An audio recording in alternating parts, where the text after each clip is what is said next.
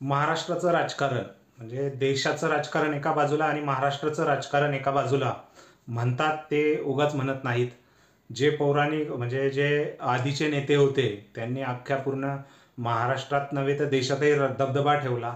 त्याच म्हणजे पिढीतनं तयार झालेले शरद पवार जसा विधानसभेचा निवडणुकाचा निकाल लागला महाराष्ट्र राज्यात तेव्हापासून शरद पवार यांनी शक्यतो मीडियासमोर येणं टाळलं. पडद्यामागून ते कार्यरत आहेत आणि त्यातच आता त्यांनी ज्या काही हालचाली केल्या आहे त्याचाच आता प्रत्यय पुढे येण्यास सुरुवात झालेली आहे असं नक्कीच वाटतंय.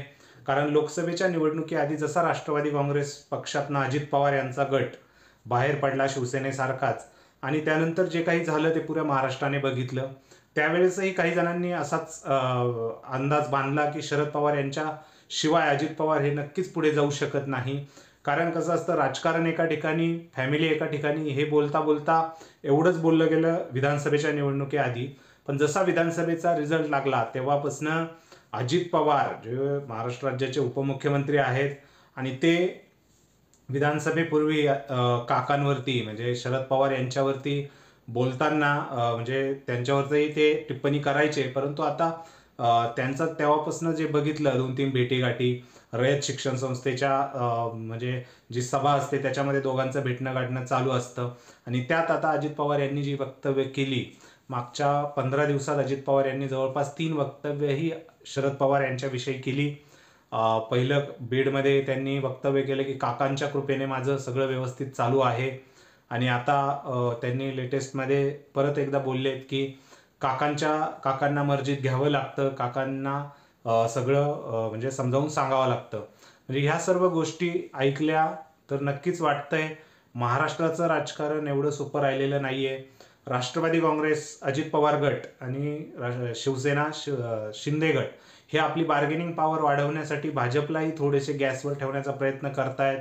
कारण भाजप केव्हा यांना म्हणजे आपल्याला कधी गिळून टाकेल किंवा काही गोष्टी ज्या युतीमध्ये घडतात त्या आपलं बार्गेनिंग पॉवर चांगलं ठेवण्यासाठी निश्चितच शिंदे गट जसा अमित शहा यांच्या भेटीला पक्षप्रवेश चालू आहे तसं अजित पवार आणि शरद पवार यांनीही आता कुठेतरी एकत्र येण्याचं किंवा वरवर दाखवण्याचं काही असू शकतं.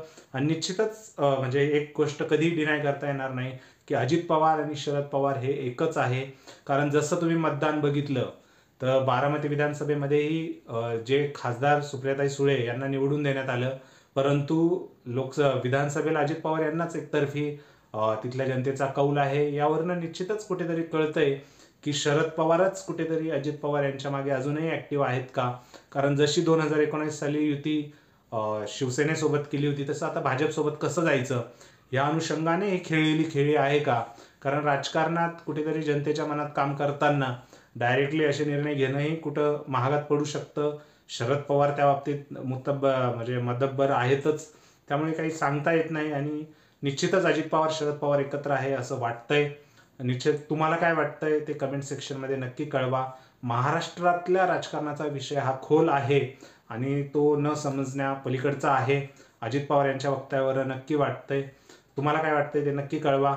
आपल्या व्हिडिओला आवडल्यास लाईक करा आणि तुमचे विचार कमेंट सेक्शनमध्ये कमेंट करून नक्की कळवा.